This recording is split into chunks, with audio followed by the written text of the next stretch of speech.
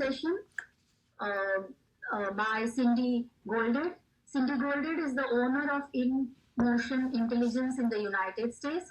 Her career was started with a bachelor's in education that was quickly followed by a master's with a focus on Montessori. As owner and operator of Evergreen Montessori School, Cindy taught 3 to 6 year olds for over a decade, during which time she learned about the Brain Gym program and proceeded to become a licensed instructor. Today, she is an international Brain Gym faculty member. She consults with clients and facilitates courses throughout the upper Midwest, including the Hamline University and University Wisconsin River Falls. With 2 decades applying what she teaches and personally, professionally, and as a mother to three, Cindy combines her experiences with over 1,000 hours of mind body coursework to shape her expertise. She specializes in helping build the physical skills required for reading, focusing, listening, and stress processing. How wonderful is that? So glad, Cindy, to have you here to share the professional space with all of us. And over to you, Cindy.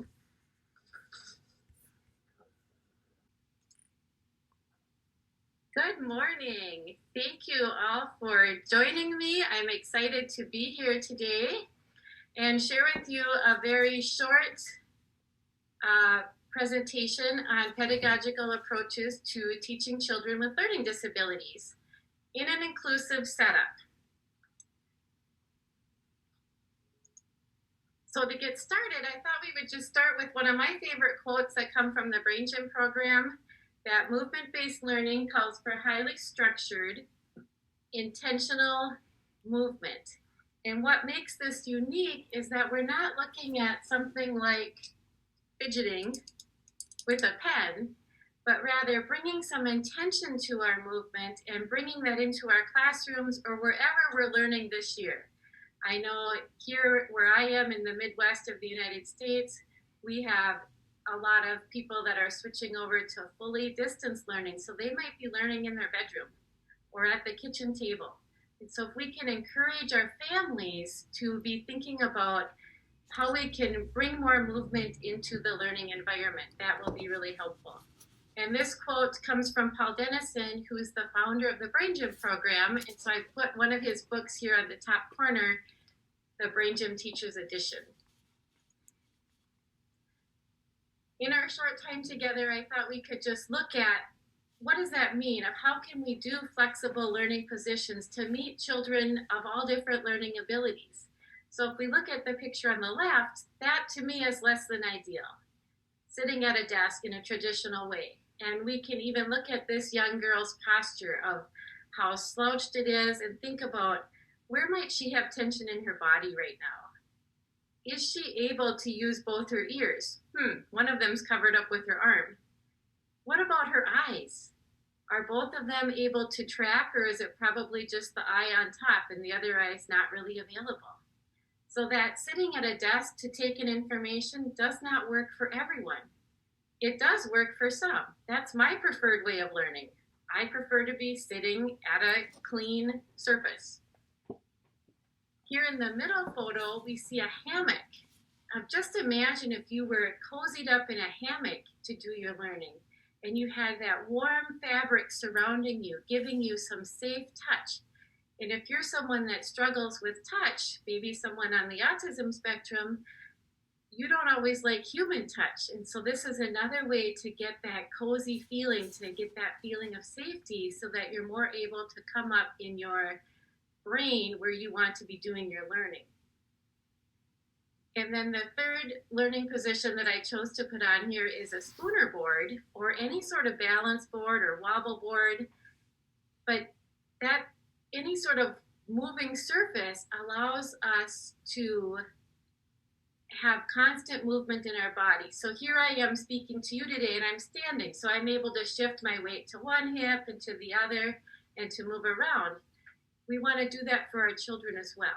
And this child is showing you that we often think of these tools as things that we stand on.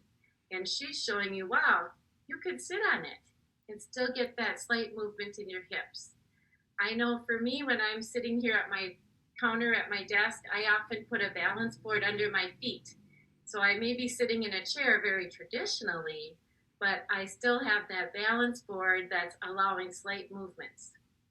So I think when we're looking at pedagogical approaches, we want to really keep in mind our flexible learning positions, that they don't all have to be sit up straight, stop talking, look at me, listen, because we don't all learn in those traditional ways.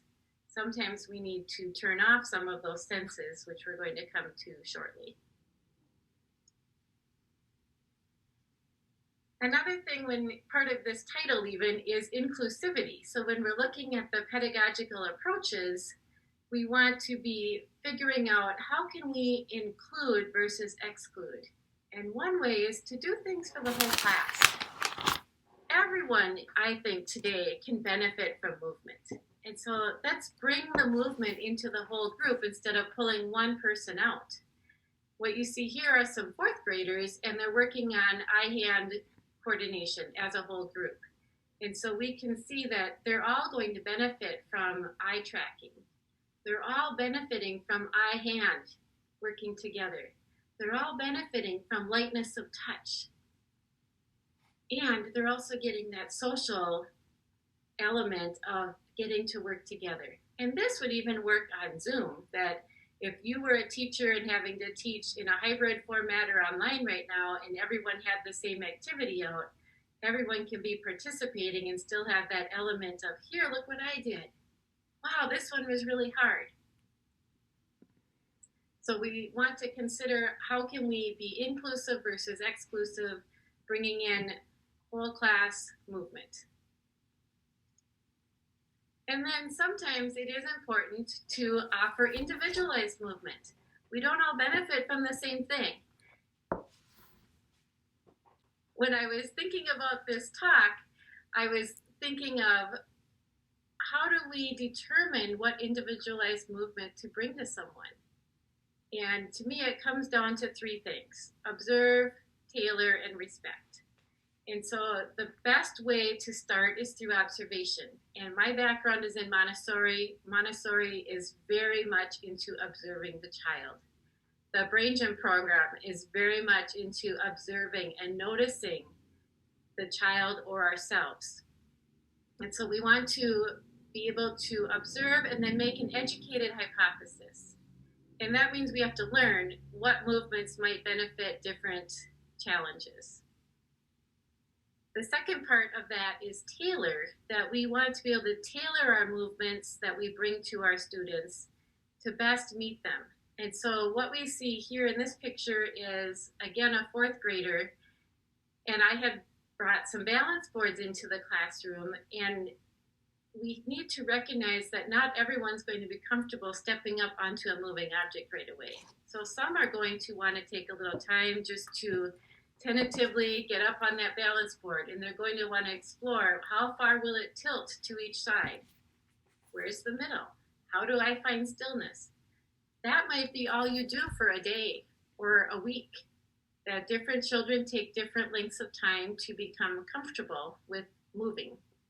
And then once they master that, we want to keep adding to it. We want to keep building into that growth mindset of, okay, here they are now, how can I get them to the next place? And one way that I was doing that with this child was using a cush ball, so just a little rubber ball. And once he mastered being on the board, then we just played with going behind our back. And so we weren't ever letting go of the ball, we're just passing it, and we might pass it two different directions. And you could use a ball of yarn, a pair of socks, anything that you're passing, so that he's working on his midline. And here's my midline, can I cross it in the front? Can I cross it in the back?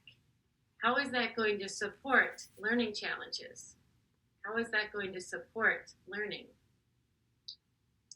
And then finally, the next place that this young guy got to was releasing the object and doing a little toss. And so here's where the respect comes in, that before I ever invited him to toss it, I set the boundaries of what was an appropriate toss. That we weren't going to throw it at our neighbor's head. We weren't going to break our smartboard. or destroy property. We were tossing to ourselves. So from one hand across the midline to the other hand, like a rainbow. And so that respect goes both ways, that I'm not going to push someone out of their comfort zone into a place of a stress response. I'm just going to nudge them into that place of a growth mindset. And that he, in turn, is going to respect me. So individualized movement, one example is with a balance board. There's many other examples of how you can work one-on-one with someone to support them, whether it's learning to do more eye-hand coordination, visual tracking, auditory processing, all those different skills.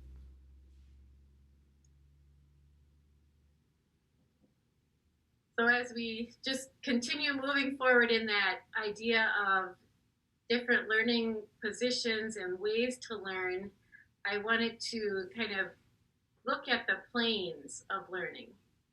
And so I found this photo I had of high schoolers, that what if we allowed kids to get out of their chairs and be in a vertical plane?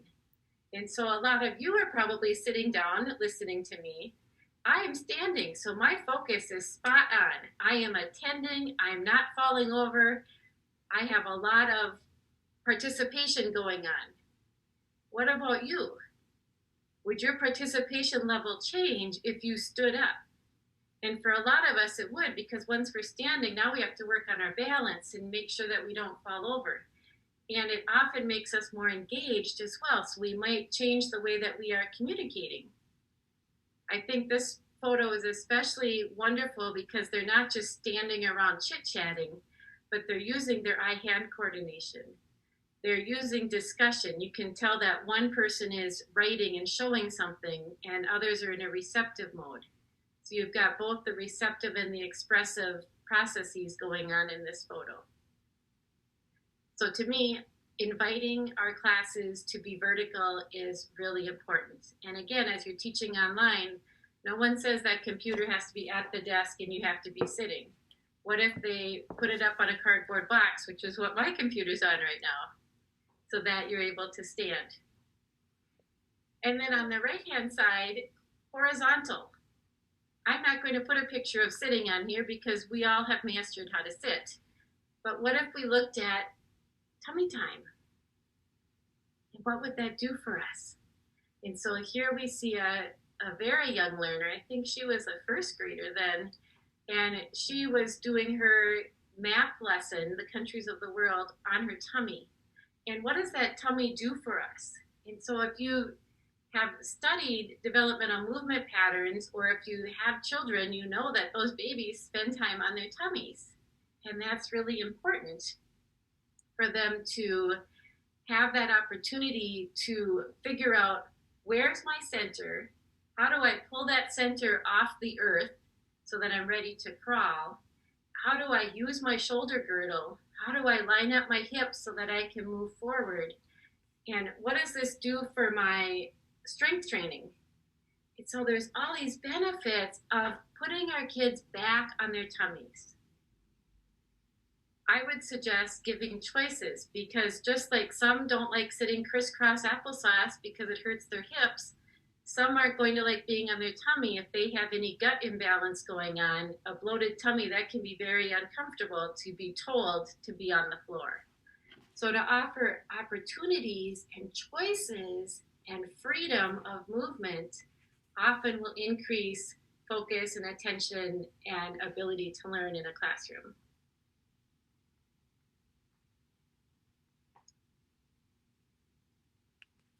I'd be remiss in a conference about dyslexia if we didn't talk about the senses a little bit and just break them down into the primary senses. So we only have a few minutes, so we're just going to talk about two of them today. I wanted to just throw out to you the words auditory processing, and to consider that when we're looking at pedagogical approaches and looking at how to include, sometimes the easiest way to include is to invite kids to put on headphones. If someone is having a hard time paying attention, sometimes they just need some noise canceling headphones to get rid of some of that side noise so that they can look at their book and use their sense of vision. So we want to minimize one sense to make the other sense more accessible. We also can use headphones to bring in specific listening programs.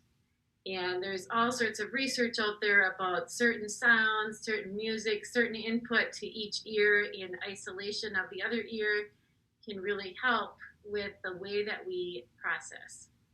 I know two that I've studied are the listening program and the integrated listening systems, and there's many more out there. Just while we're looking at this photo, the other thing to consider is this flexible learning position that she chose. And so this young learner is sitting on a sofa with legs outstretched, books in front of her, headphones on, some back support. This would not be my ideal learning position. But if we can allow that freedom of choice, we often will get more accomplished. And the quote that I put on here is, sensory isolation leads to sensory integration. And this is my own belief based on my work with children and based on my work as a Montessori instructor for 3 to 6 year olds.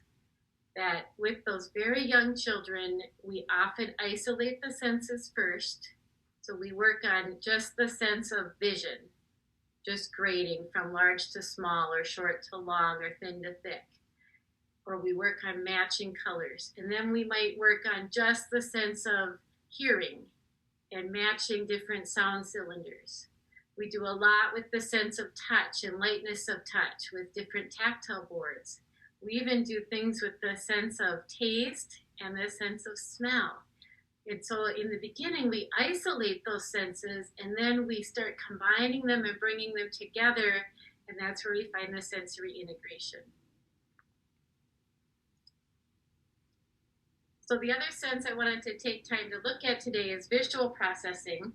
And with this one, again, to be thinking of our sense of sight and how some of us are overstimulated and some of us are understimulated with what we see in our environment. So behind me, I have a very plain wall.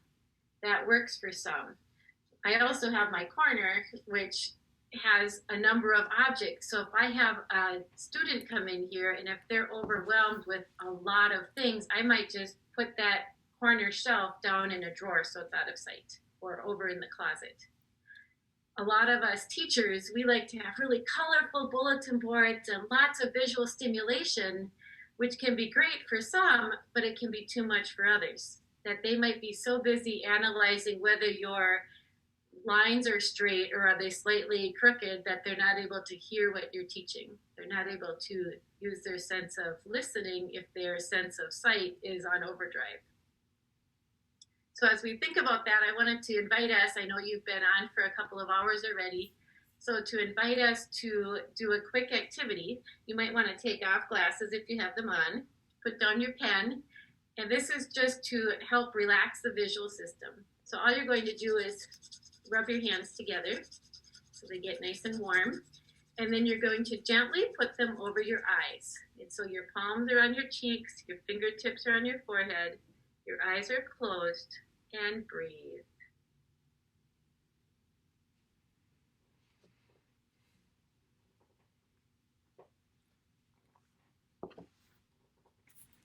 As you're holding your hands over your eyes, just notice what's it like to relax your eyes right now and not be looking at the screen. How is that for you? Notice your breathing.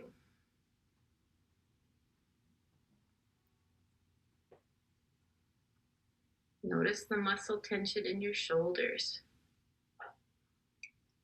So that's just a simple activity called palming that we can bring to our students and to our class at any time in any format, whether we're in person, in a hybrid format, online. This is a wonderful way to relax the visual system. And if I was going to be reading aloud to students, I might have them close their eyes and cover them up just as a way to really allow them to go inside and look for the story in their head.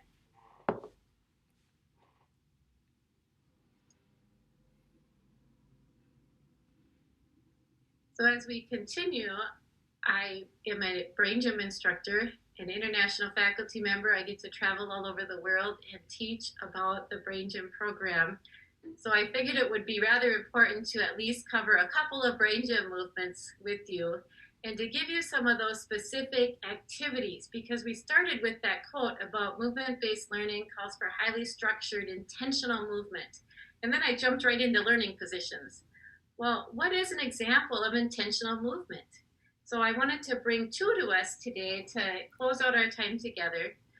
So one of them is to get us active and wake up the system, and the other one is to kind of deactivate the system, to calm us down. And I put the word positive on there. So if we begin, if you're able to stand up, you might want to just stand up for a moment. And if you're sitting, I can cover how to do it that way as well.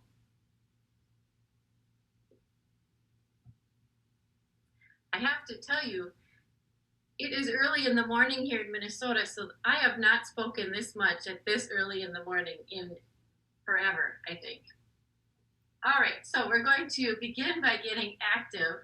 And if we're standing up, we're just going to lift one leg and take our other arm and bring them across so that they touch. And then we're going to switch. And if you're able, you can use your elbow, or you can use your hand, whatever works for you. This activity is called the cross crawl in the Brain Gym program. And if we're analyzing it, why would this be a good intentional movement to bring into an environment? Well, if we think about it, I'm working on all these different planes that we've been talking about today. And so when I come across like this, I can feel my spine. So it's an axial movement. It's inviting that little bit of twist. I'm also on either side of my vertical midline. And so I'm crossing the midline. And then I'm coming forward and I'm going back to neutral. Forward and back to neutral. So we're working on all these different planes. And that's really great for just kind of activating the system, waking it up, and getting us ready to learn. We don't need to do this for a 30-minute physical education class period. This can be 30 seconds. It can be a short little micro intervention that we bring to our children. So again, if we're on a computer or if we're sitting in a class in a group of 23rd graders or 29th graders, it's okay to stop and do a 30-second let's get active opportunity. However, I could already hear most teachers are going to be saying, are you kidding? They're active enough. Have you ever heard of ADHD? I need them to calm down. And so it's really nice to pair these two together of let's wake everything up, let's find all our muscles, let's find our proprioception, and then let's calm it down with this other activity. And so for this other one, you can sit down or you can stand, either one. So I'm showing it standing there. We're just going to cross our ankles, and then we're going to put our hands out in front of us, thumbs down, cross, clap, down and up, that we tuck our hands right under our chin, and breathe.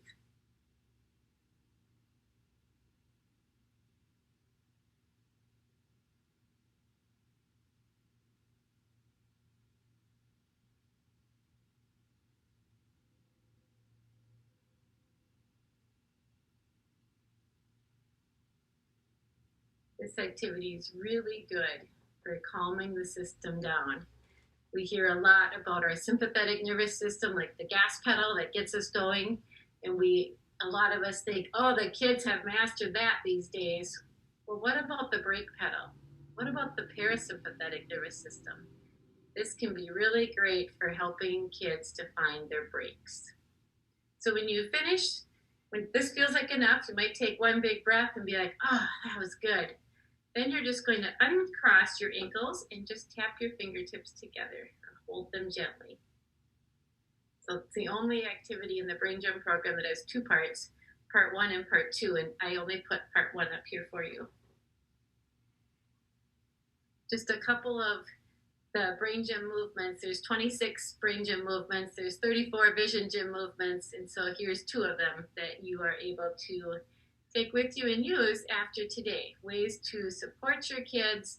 This could be done in an inclusive whole group activity. It can be done in that isolated one-on-one activity as well.